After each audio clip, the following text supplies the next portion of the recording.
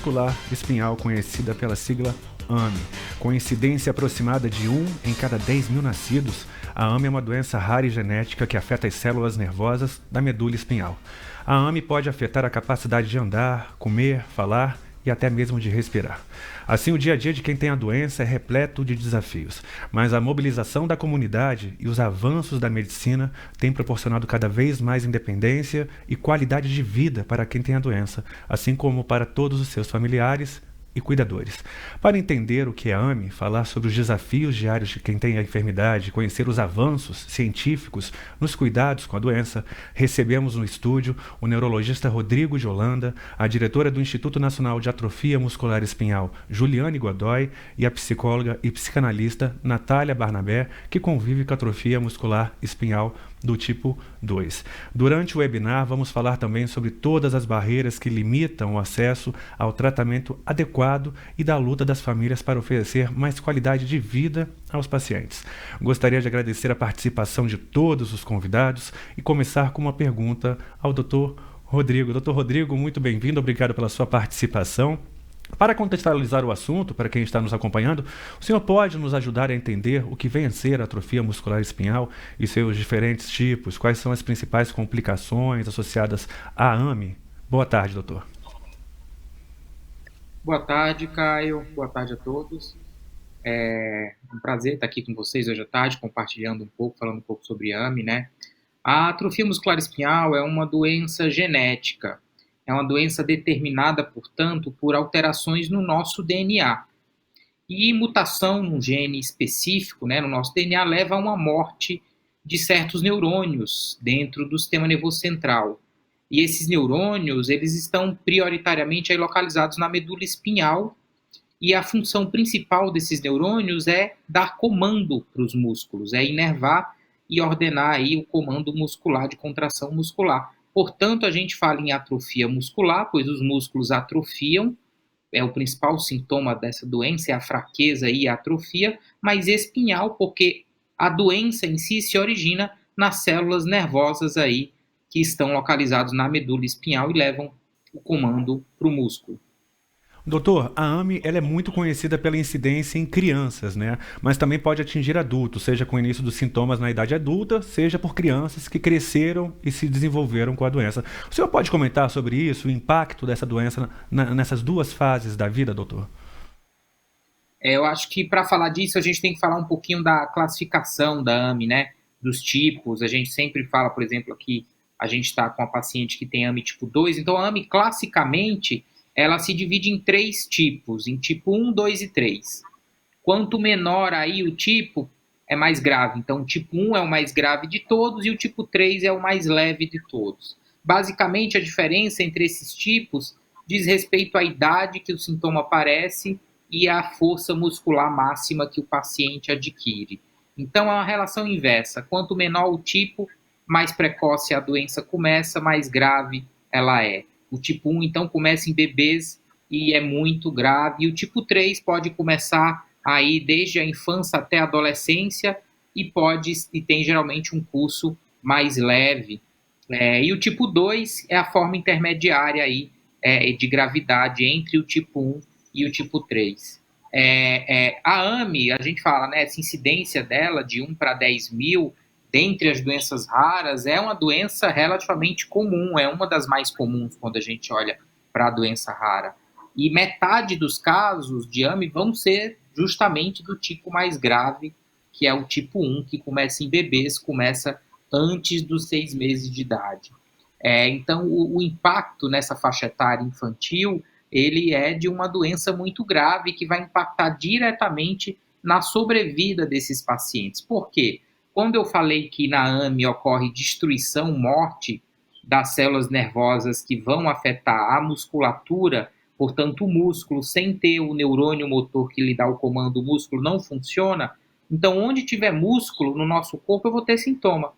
Caracteristicamente, começa pegando a musculatura das pernas, mais rapidamente pode pegar a musculatura dos braços, musculatura do pescoço, musculatura da fala, da deglutição e, inclusive, a musculatura respiratória que faz a gente respirar. Portanto, na AME tipo 1, que é na AME dos bebês, nessa faixa etária mais pediátrica, o maior impacto aí é na sobrevida devido ao comprometimento respiratório, por essa fraqueza da musculatura respiratória.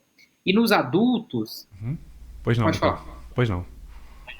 Não, e aí eu ia falar um pouco agora da faixa etária dos adultos, né? Os adultos, hoje, em sua grande maioria, são aqueles pacientes que têm AMI do tipo 2 e 3, que foram diagnosticados lá atrás, não é? Na faixa etária pediátrica, e hoje chegaram aí, conseguiram vencer as dificuldades da doença e chegar na idade adulta com todas as limitações motoras. A gente sabe hoje que existe um tipo muito raro de AMI, extremamente raro, por volta de 1 a 2% dos casos de AMI, é o tipo 4, que seria a AMI que começa os sintomas na idade adulta, começa os sintomas após os 18 anos de idade, também característico de fraqueza muscular, que começa nas pernas e vai acometendo os braços.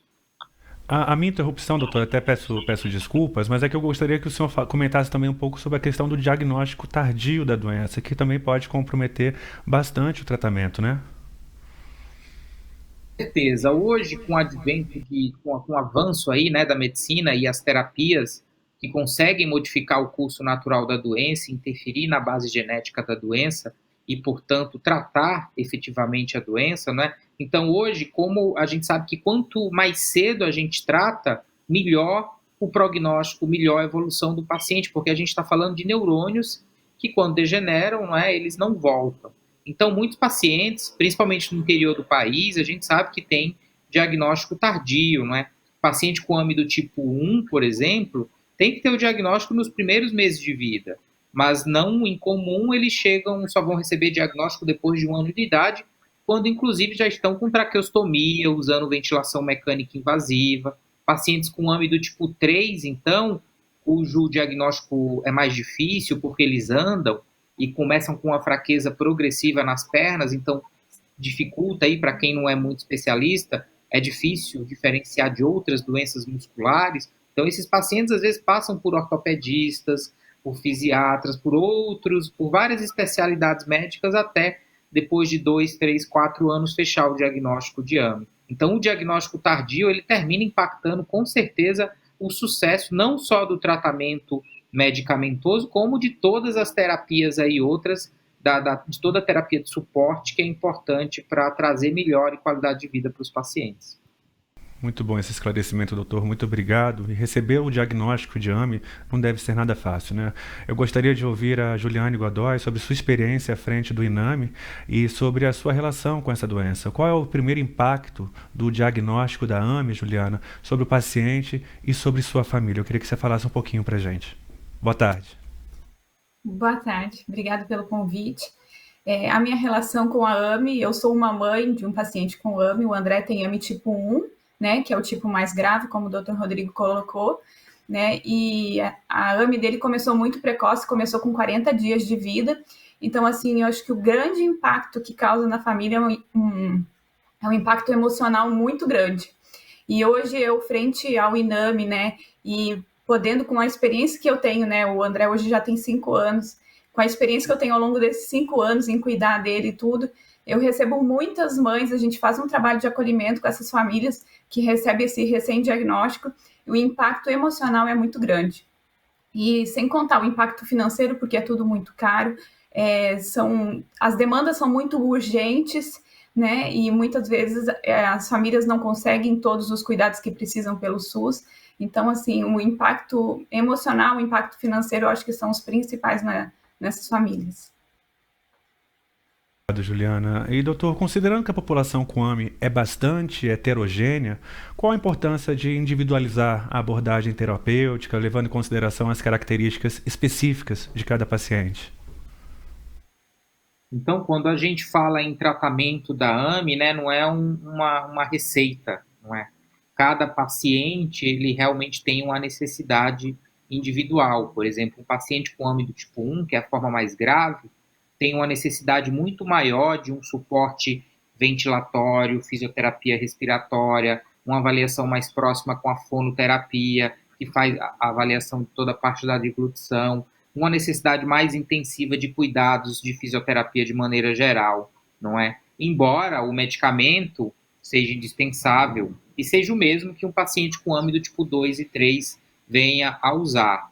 Então, o tratamento é muito individualizado e realmente um acompanhamento médico com neurologista, neuropediatra, especialistas que tenham um pouco de traquejo com a doença para entender as necessidades de cada paciente e as complicações. Por exemplo, adultos que conviveram com a doença por décadas aí, por exemplo, o AMI do tipo 2, que começou um tratamento novo, com um desses remédios novos que modificam a história natural da doença, eles precisam ter as suas fisioterapias ajustadas, precisam manter o suporte respiratório, e a gente precisa olhar para outros aspectos da vida desse paciente, da atenção à saúde, como, por exemplo, atenção à saúde óssea, esses pacientes têm mais osteoporose, atenção à saúde mental, esses pacientes têm problemas de ansiedade, quadros de humor. Então, a gente precisa avaliar de maneira global o paciente, não só a força muscular. Tudo começou ali no problema da força, né? Mas termina abrangendo o organismo como um todo.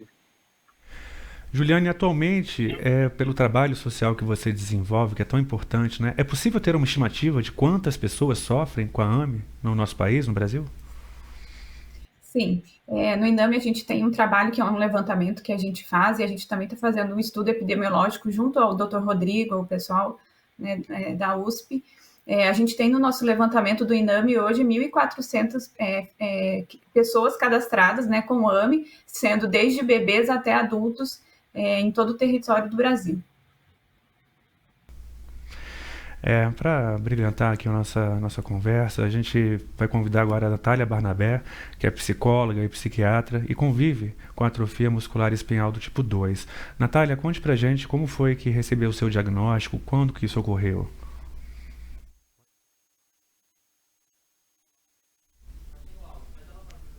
Tá sem o áudio, a gente tá sem o seu áudio. Será que tá desligado o seu microfone? Boa tarde. Pronto, obrigado. Boa tarde. Agradeço por estar aqui. Eu sou psicóloga e psicanalista e eu tive o diagnóstico, né, com 1 ano de idade, como o doutor Rodrigo comentou, que muitas vezes acontece.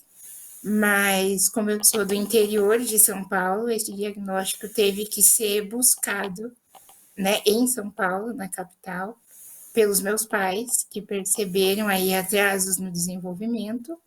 E aí eu recebi, então, o diagnóstico numa consulta com um médico em São Paulo, através de uma biópsia muscular na época, né, que era o que dava para fazer aí na época. E aí o médico, então, disse o que eu poderia ou não fazer ao longo da minha vida para os meus pais, né? Conversei com eles disseram que foi algo muito direto da parte dele. E então ele me encaminhou para uma associação de assistência à criança deficiente em São Paulo, onde eu fiz acompanhamento até os 18 anos. Natália, eu queria aproveitar a sua presença aqui, aliás, agradecê-la também por estar aqui conosco, para compartilhar a sua experiência. Eu queria pedir para você contar um pouquinho sobre você. Quem é a Natália? Com o que você trabalha? Você já disse que é psicanalista, mas como que é a sua vida? O que você gosta de fazer? Quais são as implicações da AMI no seu dia a dia? Eu tenho 26 anos, né? Eu me formei em psicologia no ano de 2017, aqui no interior de São Paulo. Desde então, eu venho atuando em algumas instituições e com parcerias com a prefeitura da minha cidade. Eu gosto muito de ler, né? Então, esses livros aqui que estão atrás de mim são o meu passatempo preferido. Gosto de filmes e séries. Eu já fui para convenções tanto profissionais quanto de cultura pop, né? Que é o que eu gosto aí de coisas nerds. Então, eu já fui para Comic Con, para shows. E desde então eu tenho trabalhado dando algumas palestras e com atendimentos clínicos de psicanálise e psicologia aqui na minha cidade. Conviver com a AMI, Pois não. No meu caso, né, que é o tipo 2, ele é desafiador, é frustrante, é cansativo, né, porque eu faço muitas coisas e canso rapidamente, né? Faço aí de uma forma mais lenta até do que o meu processo cognitivo. Então, acaba sendo frustrante, mas ainda assim, acho que com toda a capacidade humana de adaptação que todos nós temos, né? Eu venho vivido aí 26 anos e fazendo o que eu gostaria de fazer e o que eu consigo fazer com a minha condição, que é falar sobre isso e tentar ajudar as pessoas nesse processo. Natália, aproveitando mais uma vez a sua participação, o que ainda é uma barreira para os pacientes que têm AME na fase adulta? O que você acredita que pode ser melhorado nessa etapa? Então, desde o meu diagnóstico, eu acho que a AME, né, não era conhecida, né, não tinham muitos médicos aí que falavam sobre isso. Então, eu cresci, né, todo o meu desenvolvimento sem uma perspectiva ou uma esperança de algum tipo de tratamento medicamentoso ou algo assim. Então, o que a gente focou mesmo, né, em toda a minha vida foi na qualidade de vida com acompanhamento profissional, né, de médico, de terapias, e algo que eu sempre tive o privilégio de ter um acesso facilitado, né, ao longo da minha vida. Então, a gente teve esse acesso às possibilidades de tratamentos, que a princípio eram destinados só aos mais jovens, né, as crianças e os bebês, e que a gente foi atrás aí de conseguir para que eu recebesse algum tipo de tratamento também, algo que eu venho recebendo aí nos últimos 3 anos, né, e que para mim a manutenção das minhas capacidades já significa muito. Então, é isso que eu tenho conseguido fazer, né? Compartilhar as minhas vivências com o AME e ter esse sentimento de pertencimento com a comunidade, né? Com o trabalho que a INAME faz também é muito importante para que a gente se sinta mais segura em falar sobre isso. Muito obrigado, Natália. E falando em INAME, Juliane, como é a rotina ao lado de um paciente diagnosticado com AME? Porque é uma doença que não afeta simplesmente o paciente, né? Ele tem todo o redor das pessoas ali que convivem com ele. Como que é essa rotina, Juliane, por favor? Olha, é uma rotina muito puxada, né? No caso do meu filho que tem AME tipo 1, ele faz fisioterapias todos os dias, 7 dias na semana, e sem contar outras terapias, como fonoaudiologia, terapia ocupacional. E é uma rotina, assim, que pega também a família. Nós, como mãe, pai, né, ou os avós, quem for os cuidadores principais, nós temos que aprender a lidar e fazer todos os cuidados dos nossos filhos. Então, a gente acaba tendo que aprender a fazer a parte de fisioterapia respiratória, né? Porque esses cuidados não são só apenas durante a terapia, é um cuidado que tem que ter 24 horas por dia, né? Então, assim, a gente realmente não desliga, né? É cansativo, mas eu vou dizer que também, assim, é prazeroso, assim, eu, como mãe do André, eu sou muito feliz, sou muito realizada, porque com ele eu tenho aprendido muito, né, e através dele e através desse trabalho, hoje eu também posso ajudar outras mães que passam por situações que eu já passei lá atrás, né, então, assim, não é uma rotina fácil, é uma rotina muito puxada mesmo, né, é um desgaste físico, é um desgaste emocional, mas que é recompensador, porque é a pessoa que a gente ama e a gente cuida com todo carinho. Sem dúvida. Você que passou diretamente por essa situação, Juliane, na sua avaliação, qual foi a maior dificuldade, assim, etapas que poderiam ter sido puladas se você tivesse um maior conhecimento, tivesse tido acesso realmente às informações pertinentes à AME? Quais são as maiores dificuldades que, na sua avaliação, existem hoje no nosso país? Olha, eu acho que a nossa grande dificuldade ainda é o diagnóstico precoce. Eu acho que isso é um ponto muito importante. O diagnóstico do André não demorou tanto a ser feito, porque a gente, logo quando a gente saiu da pediatra e foi para a neuropediatra, essa neuropediatra entendia da AME e ela, na primeira consulta, ela levantou essa hipótese e depois ela pediu o teste genético.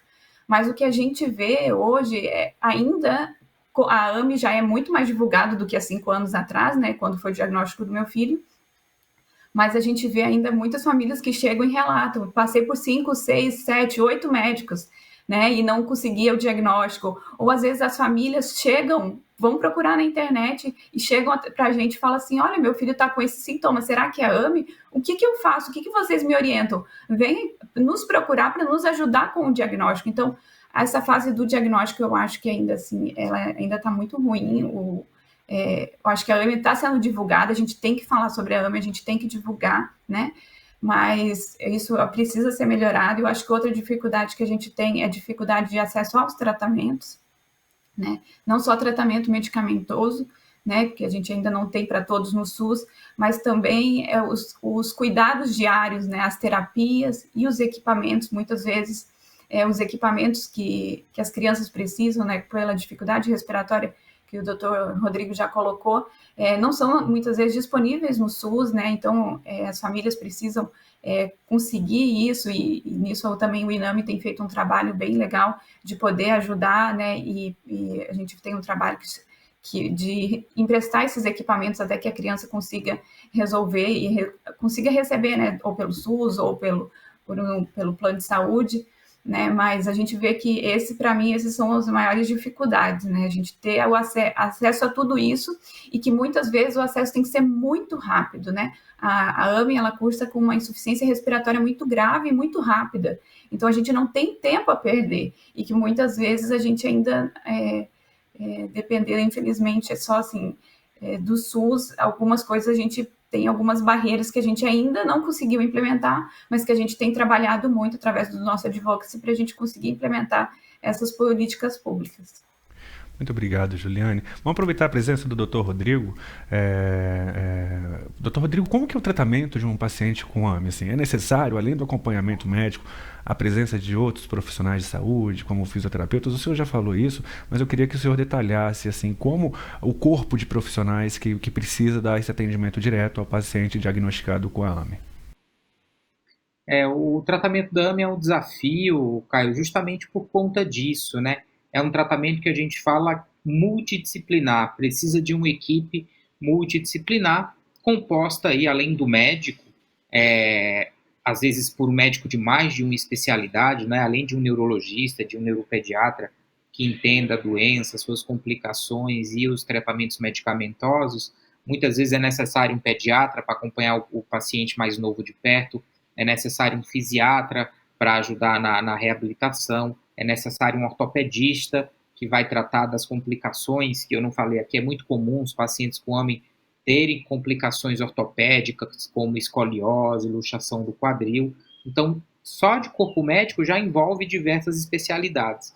E, além do mais, o tratamento e o acompanhamento médico, ele jamais, na AME, ele sozinho se sustenta. Então, é indispensável a presença e o acompanhamento aí de outros profissionais que são de extrema importância para manter uma qualidade do atendimento a esses pacientes e uma qualidade de vida para eles. São os fisioterapeutas, né? Os fisioterapeutas fazem tanto a parte da fisioterapia respiratória, que ajuda nesse fortalecimento e na manutenção da capacidade respiratória desses pacientes, e os fisioterapeutas que fazem a fisioterapia motora, que ajuda nas habilidades motoras desses pacientes, evita deformidades como encurtamentos, retrações, que vão limitar mais ainda esses pacientes. Então, os fisioterapeutas são essenciais no tratamento. Outros profissionais que fazem muito parte, o pessoal da fonoterapia, os fonoaudiólogos, fazem a fonoterapia para melhorar a deglutição, manter a fonação desses pacientes. A terapia ocupacional, que ajuda esses pacientes a manterem habilidades manuais, é de extrema importância também. Psicólogos que ajudam os pacientes a enfrentar, e os familiares também, né, a enfrentar toda essa rotina, todo o impacto que a doença traz na saúde mental. Nutricionistas que ajudam a manter aí o quadro nutricional adequado desses pacientes que já têm baixa massa muscular, né, e não podem perder essa massa muscular. Então, é essencial aí o acompanhamento com o nutricionista. Então, Caio, você vê que eu já elenquei aqui diversos profissionais. E por causa disso, justamente por conta disso, de ser um tratamento multidisciplinar, é essa questão aí do desafio que a Juliane falou hoje, né? Um dos desafios na AME continua sendo aí uma barreira do tratamento, uma coisa tão básica, é um tratamento de uma doença, mas na AME realmente o tratamento é um desafio por esse caráter aí multidisciplinar. Aproveitando a presença da Juliane aqui, você que conhece tão bem a realidade das famílias, Juliane, das pessoas que têm AME, sabe que o acesso aos cuidados adequados é um fator fundamental para quem convive com essa doença, né? Isso não se restringe a tratamentos, medicamentos e equipamentos, mas também essa equipe multidisciplinar que o doutor bem colocou agora, e o acesso aos centros de tratamento especializados que nem sempre estão próximos dos pacientes. Você considera que é fácil conseguir um atendimento adequado? Quais são as maiores dificuldades, Juliane, assim, principalmente para as pessoas que não estão nas grandes capitais, que não têm especialistas por perto? Não é fácil conseguir. Por exemplo, eu moro no interior do Rio, né, que é em Macaé, e aqui a gente não tem centro de reabilitação.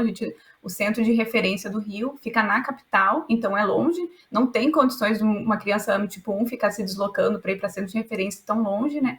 Então, o meu filho hoje, ele tem um home care em casa e ele faz as terapias em casa.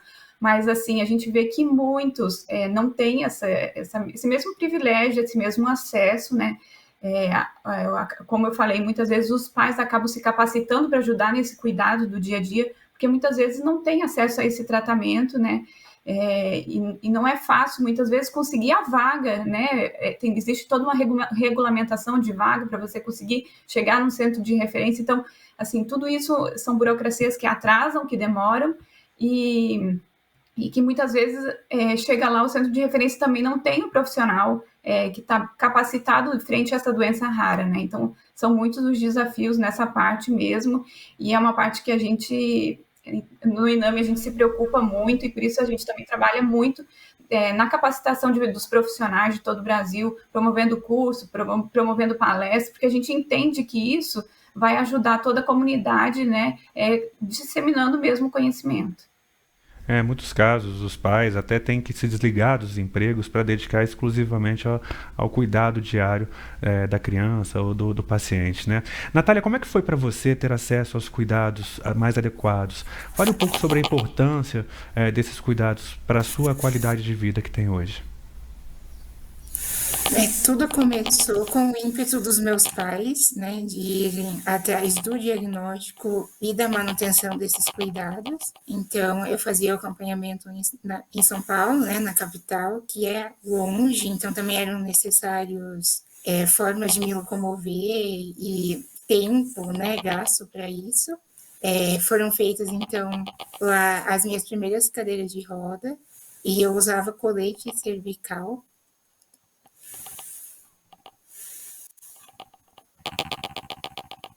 até uma certa idade, e eu fiz a cirurgia da coluna, né, de escoliose, com 8 anos de idade, também em São Paulo. Depois disso, eu faço também acompanhamento com fisioterapia, fonoaudiologia, terapia ocupacional e psicoterapia, né, aqui na minha cidade. E com 12 anos, quando eu fiz a traqueostomia e comecei a usar respirador mecânico, eu passei a ter o home care aqui em casa. Então, eu tenho a enfermagem e os profissionais, né, que vêm aqui em casa agora. E isso foi totalmente uma mudança para a gente aqui também, em que adaptações foram novamente necessárias, tanto para mim, com os meus estudos e a minha atuação profissional, quanto para os meus pais e familiares. Muito obrigado, Natália. Doutor Rodrigo, a gente tem acompanhado os avanços vistos na medicina que estão possibilitando oferecer uma maior autonomia e qualidade de vida aos pacientes.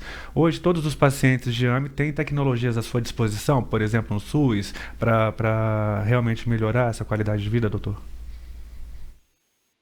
Então, Caio, a AME é uma das doenças que mais sofreu avanço no que diz respeito a terapias genéticas, né, que modificam a progressão da doença. E é fantástico você ver que desde os primeiros estudos em modelo animal até a terapia chegar aí disponível para os pacientes foi menos de uma década. Então foi um avanço realmente muito empolgante, a gente fica muito feliz de fazer parte dessa história. Mas, infelizmente, as terapias, por serem tecnologias aí de alto custo, elas não estão disponíveis para todos os pacientes no SUS. Elas têm critérios aí de elegibilidade que são estabelecidos, não é, por comissões específicas no SUS. Então, hoje, por exemplo, as tecnologias disponíveis para o tratamento da AME do tipo 1 no SUS, elas só estão disponíveis nesse momento hoje para AME do tipo 1. e para pacientes que não estão em uso de ventilação mecânica contínua. Então, a paciente como a Natália, por exemplo, ela não tem acesso à tecnologia, ao tratamento para atrofia muscular espinhal através do SUS, por não se tratar de um paciente com âmbito tipo 1 e também por fazer uso da ventilação mecânica. A partir do ano que vem, a gente já tem aí uma portaria aprovada, a gente também vai ter o acesso a tratamentos para AMI, para AMI do tipo 2, até 12 anos de idade. Então, a gente, aos poucos, está conseguindo incluir mais e mais os pacientes, mas fato é que a gente percebe uma tendência a excluir aí os pacientes na faixa etária adulta nesse acesso ao tratamento pelo SUS. Doutor, mas assim, de forma objetiva, só porque eu acho que é importante essa pontuação que o senhor fez, quais então os tipos de AMI ou perfil de paciente que hoje não tem acesso à tecnologia via SUS, ao Sistema Único de Saúde? Os pacientes adultos, como eu falei, né? Então, hoje, pacientes com AMI do tipo 1, só aqueles que não estão em ventilação mecânica invasiva. Paciente que tiver em ventilação mecânica invasiva, ou em ventilação mecânica mais de 24 horas por dia, ele não tem acesso a tratamento pelo SUS, sendo AMI do tipo 1. Já pacientes com AMI do tipo 2, eles terão acesso logo mais que os protocolos forem publicados, então, mas até 12 anos de idade. Então, pacientes acima de 12 anos de idade, tipo 2, estão excluídos de ter tratamento. E todos os pacientes com AMI do tipo 3 também, eles não têm acesso a nenhuma tecnologia aí para tratamento e não temos uma previsibilidade de quando isso vai estar disponível no SUS. Então, de maneira resumida, pacientes com AMI do tipo 2 acima de 12 anos e pacientes com tipo 3, de maneira geral, os pacientes adultos, eles não têm acesso a tratamento e a gente sabe da importância, como a Natália falou aí, da modificação de tratamentos na qualidade de vida desses pacientes. Doutor, eu gostaria de entender o que hoje um tratamento correto, no momento correto, pode oferecer ao paciente e à sua família. A Juliane falou um pouco do que traz na vida de um paciente com AMI, a intensidade de terapias, a rotina, a Natália falou sobre rotina com home care, então é um impacto muito grande. Se a gente trata esses pacientes na hora correta e evita que eles progridam com necessidade tão intensiva assim, de um respirador, de terapias diárias, se a gente trata principalmente ali na faixa etária que eles estão começando os sintomas, a gente tem uma possibilidade muito grande de fazer com que esse paciente venha a ter um desenvolvimento motor satisfatório, e tem pacientes que trataram na fase que a gente chama pré-sintomáticas, que inclusive estão andando, quando a gente jamais pensaria que um paciente com AMI do tipo 1, por exemplo, adquirisse a capacidade de andar. Então, o impacto realmente do tratamento certo, multidisciplinar, com certeza, não só medicamentoso, mas na hora correta, no timing ideal, ele muda completamente aí a perspectiva e a qualidade de vida do paciente, e por diminuir essa necessidade de home care, de terapia intensiva, com certeza isso vai impactar no dia a dia de toda a família, na qualidade de vida de toda a família, na independência do paciente. Vai ser um paciente, por exemplo, que os pais não vão precisar se preocupar tanto quando eles não estiverem aqui, que ele vai ter uma independência muito maior, né? O que a gente torce é que esse tratamento realmente seja acessível a todos, né, doutor? Natália, na sua opinião, ainda há muita desinformação sobre a AMI? O que você acredita que pode ajudar a passar melhores informações às pessoas sobre essa doença, Natália?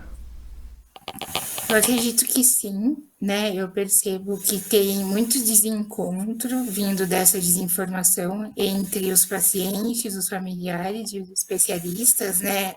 Eu e os meus pais demoramos muito até a gente chegar ao Dr. Rodrigo, por exemplo, né, que foi a pessoa que realmente me explicou como funcionava a minha patologia. Então, acho que é importante a gente ter essa criação de bases e projetos de apoio, né, nessa comunidade, entre cuidadores e profissionais, por exemplo, e espaços para a gente falar sobre isso, como que estamos tendo aqui agora. Anne, recentemente nós vimos algumas mobilizações em prol de pacientes de AME aqui no Brasil. Na sua opinião, existe maior interesse da sociedade sobre o assunto? Qual a importância da participação social nessas discussões, nessas campanhas públicas que são feitas também?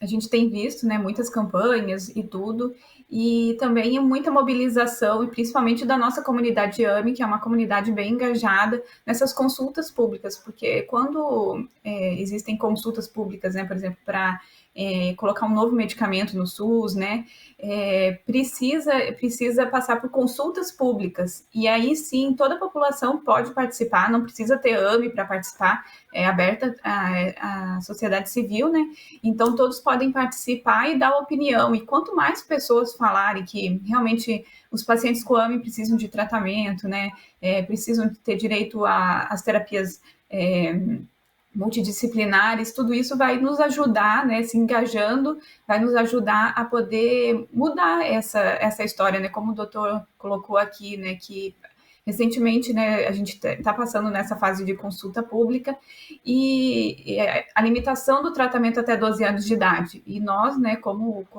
instituição e nós como pais, mães, né, de pacientes com AME, nós somos contra essa questão dos 12 anos, porque nós entendemos a necessidade de todos serem tratados, né? Então, quando todos se unem e se mobilizam, a gente pode reverter um critério como esse. Continuando com você, por favor, Juliane, que tem contato, enfim, com tantas histórias diferentes, né, todas envolvendo a AME, na sua avaliação, como tem sido a relação dos gestores públicos com a doença, com a atrofia muscular espinhal? Existe preocupação em possibilitar maior acesso a esses tratamentos mais adequados, na sua opinião? Eu acho que os gestores estão começando a acordar, começando a enxergar, né? Mas eu acho que muito mais é a nossa demanda para eles do que deles para nós. Nós, né? A pressão que nós fazemos para eles, né? As nossas demandas quando nós levamos, eu acho que tem funcionado mais do lado de nós pressionarmos eles do que eles realmente se disporem a fazer por iniciativa própria. Eu acho que isso também é uma questão que precisa muito melhorar no Brasil. E assim, falando em Brasil, a gente está num país continental, então assim, a realidade que a gente vê, por exemplo, às vezes no Sudeste, é muito diferente da realidade que a gente vê lá no Maranhão, no Piauí, no Amazonas, né? A realidade que a gente pega das famílias que vêm de lá é bem diferente do que, por exemplo, as famílias do Sudeste. Não que quem está no Sudeste seja privilegiado, porque muitas vezes até mesmo no interior de São Paulo, como a Natália colocou, às vezes também tem as suas dificuldades, né? Então, a dificuldade é geral, né? Eu acho que isso os gestores realmente ainda precisam olhar com mais carinho, né? Com mais atenção, não só a questão do tratamento medicamentoso, mas a questão do tratamento multidisciplinar, né? O acesso a órteses, a cadeiras de rodas, a toda a necessidade, né? Os equipamentos, eu acho que tudo isso precisa ser olhado com mais atenção.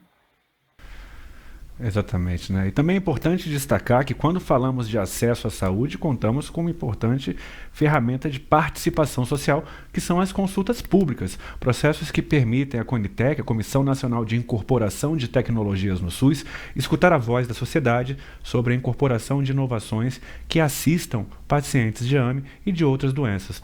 Como o INAME enxerga esse processo e qual a importância da participação da sociedade nele? Como eu estava falando, né, essas consultas públicas são muito importantes, né, para a gente reverter critérios, né, a gente pode citar, assim, um critério que foi colocado lá atrás, que primeiro eles queriam colocar o tratamento, um dos tratamentos, né, para crianças com AME tipo 1 até 7 meses de idade apenas, né, e quando a gente foi, né, e conversou, né, com os gestores e tudo, a gente falou, olha, se vocês incorporarem só para crianças até 7 meses, apenas quatro crianças no Brasil vão ser contempladas hoje, isso naquela época, né?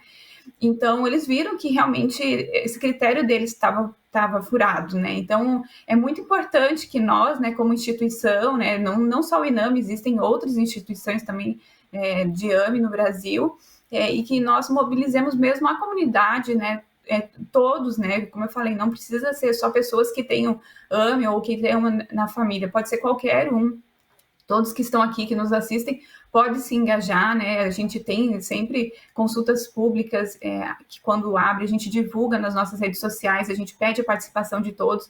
Então, assim, se tiverem dúvidas, né, de como participar, a gente sempre tá aberto, né, a explicar, a ensinar, porque para a gente, cada ajuda, cada pessoa que se dispõe a participar de uma consulta pública nos ajuda. Juliane, aproveitando aqui esse espaço, quem acompanha a minha trajetória sabe que eu tenho uma dedicação muito, muito especial às crianças com AMI, especialmente. Como que as pessoas podem se engajar nessa luta, Juliane? Existem maneiras da população, seja na internet ou de outras formas, das pessoas cobrarem mais atenção, essa atenção tão indispensável dos governantes? Uma delas é através dessas consultas públicas que a gente colocou e chamar mesmo a atenção, participar, né, correr atrás e unir forças a nós, né, porque a gente também precisa de ajuda, né, para aumentar a nossa voz, né, como comunidade, né. Então toda ajuda é bem-vinda, né, ajuda também a nossa instituição, quem puder nos ajudar, porque ajudando o INAME está ajudando a comunidade AME, né? Então, acho que as pessoas se sensibilizarem, enxergar a importância, né? E saber que cada pessoa pode fazer, né? Às vezes, até mesmo sendo um voluntário em alguma ação, né? Com o que ela sabe fazer, porque toda ajuda sempre é bem-vinda.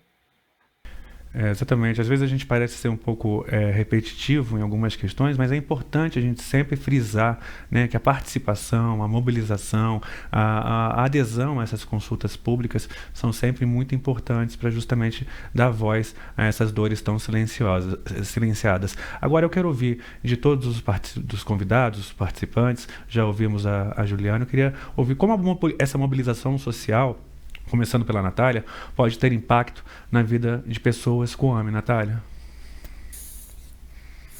Eu acho que essa visibilidade, né, contribui para a criação dessas bases e redes de apoio, como esses projetos que a Juliane citou, e também favorece contribuições no contexto social, né, da própria inclusão e acessibilidade das pessoas com deficiência, né, todos os tipos de deficiência. Então, acho que falar sobre esse assunto é o mais importante para que mudanças sejam tomadas, que é a área com a qual eu trabalho, né, na minha profissão como psicóloga. Doutor, e na sua avaliação, uma avaliação mais técnica, mais de especialista, como que essa mobilização pode realmente ter impacto direto na qualidade de vida dos pacientes com AMI? Eu acho que a primeira coisa, né, o primeiro impacto é no acesso a novas tecnologias, não é, Caio? Eu trabalho com outras doenças raras, existem diversas outras doenças raras aí, genéticas, que estão aparecendo terapias que os pacientes não conseguem acesso, não conseguem uma consulta pública, não conseguem um acesso via SUS. Então, a AME, por toda essa mobilização social que vem surgindo nos últimos anos, e essa visibilidade, como a Natália falou, que tem se criado para a doença, já trouxe um grande benefício aí da gente conseguir colocar essas tecnologias, novos tratamentos disponíveis para esses pacientes através do SUS, mas a gente está só no começo. É claro que a gente precisa melhorar, mas eu acho que o primeiro grande impacto aí nessa mobilização social é diretamente do governo terminar disponibilizando o tratamento para esses pacientes que eles tanto precisam. Não é? E outra coisa que a gente precisa, que a mobilização social precisa atuar, realmente nas outras terapias, né? É na melhora aí, de maneira geral, estrutural, que a gente precisa ter no SUS, de outros profissionais disponíveis. Então, hoje é muito difícil um paciente com AMI ter disponível, fácil, um fisioterapeuta motor, um fisioterapeuta respiratório, uma fono. Esse tratamento multidisciplinar no SUS, ele é muito difícil de ser realizado em nível ambulatorial, então a gente precisa ter uma mobilização aí para ter social, para ter um impacto também, né, nessa parte da terapia multidisciplinar desses pacientes. Doutor, e essa falta de acesso a essas terapias muitas vezes levam, né, leva as famílias a terem que procurar até a justiça, né? Juliana, eu queria a sua avaliação, assim, como que o INAME pode auxiliar famílias que têm dificuldade, às vezes estão famílias sem muita instrução, como que o INAME também ou outras associações podem auxiliar essas famílias a buscar acelerar o acesso a esse tratamento para os pacientes? A gente tem um trabalho de acolhimento dessas famílias assim que elas recebem o diagnóstico, né? Então, seja criança, seja adulto, a gente tem um trabalho que é feito, né, por uma série de outras mães voluntárias também. E dentro, a gente conversando com as famílias, a gente vê, tá em tratamento, não tá, precisa de ajuda. Então, a gente faz toda uma orientação específica caso a caso, né? Se a criança tem plano de saúde, se não tem, para ver como que a gente pode ajudar em cada caso. É impossível, né? A gente não se solidarizar com esses casos. Mas eu queria ouvir agora, assim, de todos, né? A gente já está nessa reta final aí do nosso webinar. Como que cada um que está ouvindo essa nossa conversa, que é tão importante para esclarecer questões da AME, pode participar? Eu queria também que deixasse os seus contatos de rede social para que as pessoas se engajem também nesse movimento, nessa mobilização em favor da vida, em favor da AME. Se o doutor, se puder começar. Tá. Eu acho que, primeiro, para os profissionais de saúde, não é? A mensagem é: participem da consulta pública. Vocês que têm pacientes com AME, seja médico, fisioterapeuta, fonoaudiólogo, terapeuta ocupacional, pesquisador, não é? Você que tem paciente com AME, participe da consulta pública, ajude, né, a Comissão Nacional aí de Incorporação a definir melhor os critérios, né, mais abrangentes para os pacientes terem acesso a tratamentos que eles tanto precisam, né? E para quem tem parente com AME, para quem entende, quem conhece minimamente com AME, já viu os benefícios que os tratamentos adequados podem trazer, então também participem da consulta pública. Eu acho que é isso o principal, né, Caio? Essa é a mensagem que tem que ficar e a gente está à disposição aí para continuar informando a população sobre essa doença. Perfeitamente, doutor. Vamos lá, Juliane, eu queria que você, por favor, divulgasse as páginas, os contatos, os arrobas do INAME para que as pessoas possam procurar e conhecer o trabalho de vocês também, por favor. Vocês podem encontrar a gente no nosso site www.iname.org.br.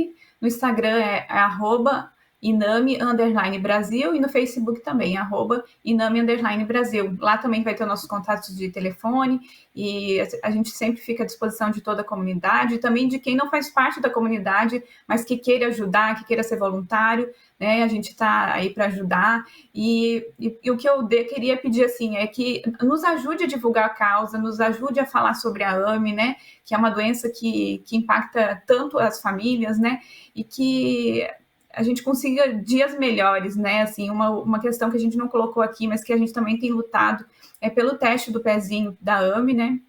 A gente já conseguiu a aprovação da lei, então agora a gente precisa cobrar, assim, também a execução dessa lei, né, que está caminhando, então, assim, é uma luta que ainda não acabou, porque quanto mais precoce a gente diagnosticar AME, mais a gente vai tratar mais cedo, e quanto mais cedo tratar, menos impacto vai ter na vida dessas famílias e dessas crianças, no futuro desses adultos com AME, né.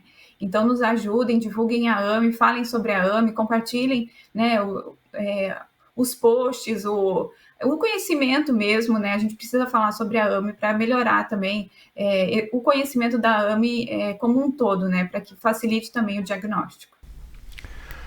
Natália, a gente também gostaria de te ouvir. Como que as pessoas podem ter acesso aos seus trabalhos, às suas palestras, enfim. Por favor, Natália. Eu tento ser bem ativa pelo Instagram, né, @Nath com Y Barnabé, onde eu falo sobre o meu dia a dia, o meu tratamento e também sobre a minha profissão, quanto ao acolhimento psicológico.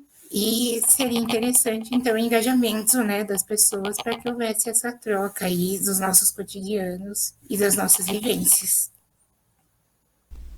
Então, lembrando, @NathBarnabé, para conhecer um pouco mais da história da nossa convidada, Natália. Bom, é impossível não se solidarizar com a luta dos pacientes com atrofia muscular espinhal e seus familiares, né? Gostaria muito de agradecer a Juliane Godoy, diretora do Instituto Nacional de Atrofia Muscular Espinhal, a psicóloga Natália Barnabé, por compartilharem essa realidade com a gente, principalmente por mostrarem que todos podemos fazer a diferença. E Dr. Rodrigo, agradeço demais pelas informações tão claras sobre a atrofia muscular espinhal. Para todos nós fica a importância de conhecermos melhor a realidade de quem convive com essa doença e nos engajarmos em ferramentas de participação pública para construir um futuro cada vez melhor para quem convive e vive com a AME. Para quem quiser rever este webinar, basta acessar as nossas redes sociais do Metrópolis, já que este vídeo continuará disponível em todas as plataformas. Obrigado a todos que nos acompanharam até aqui, é sempre bom estar com vocês, a gente se vê na próxima. Tchau, tchau.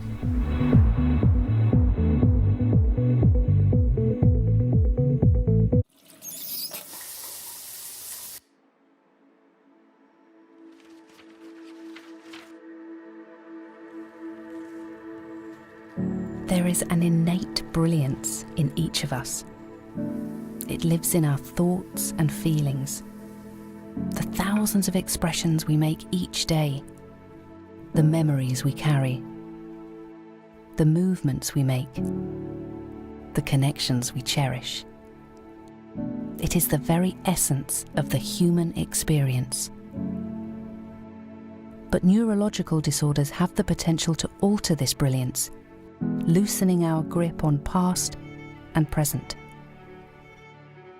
holding us back, taking away the unique qualities that make us who we are or who we may become. There are hundreds of neurological disorders impacting millions of people around the world. We all know someone who has been affected. Whilst treatment and care is constantly evolving, neurological disorders remain some of the most complex to understand and to treat. We at Roche are uniquely positioned with our collective experience, expertise and resources to explore innovative solutions more boldly than other companies might, with people at the heart of our decision-making. People with neurological disorders face their challenges with bravery and determination. We must do the same. Neuroscience is a cornerstone of our future, but we cannot do it alone. Together with our partners, we will continue to push the boundaries of scientific understanding to achieve clinical advancements and solve some of the greatest challenges in neuroscience today. Our research team of over 4,000 scientists are searching for fundamental scientific discoveries that can be hopefully developed into life-changing medicines for the people we serve. Their work is supported by world-leading digital technology and diagnostics. We are working to preserve minds, movement, human connections, and together our hope is to create a tomorrow where neurological disorders no longer limit human potential, to preserve what makes us who we are.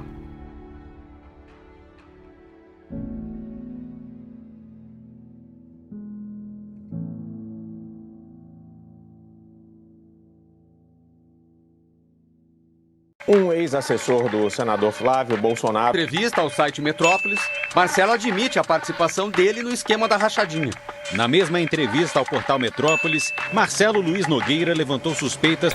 Parabéns pelo bom trabalho de vocês, eu tenho acompanhado a Metrópolis, o portal cresce a olhos vistos, bem informado é quem acompanha o Metrópolis. Cumprimento Metrópolis pelo crescimento. De vez em quando eu vejo notícias do Metrópolis em vários grupos de WhatsApp. Um vídeo de uma reunião no Palácio. Foram publicados hoje pelo site Metrópolis. O trabalho do Metrópolis, quero primeiro parabenizar vocês, que vocês estão ajudando bastante a esclarecer a população. E para finalizar, até uma entrevista sua ao portal Metrópolis. Eu queria dar os parabéns para a Lilian, que comanda o Metrópolis, cada vez mais é uma fonte obrigatória de informação. O site Metrópolis publicou que Alexandre é filho de Ricardo Silva Marques. Guilherme Amado, onde é esse cara aqui? Metrópolis. Metrópolis, Guilherme Amado.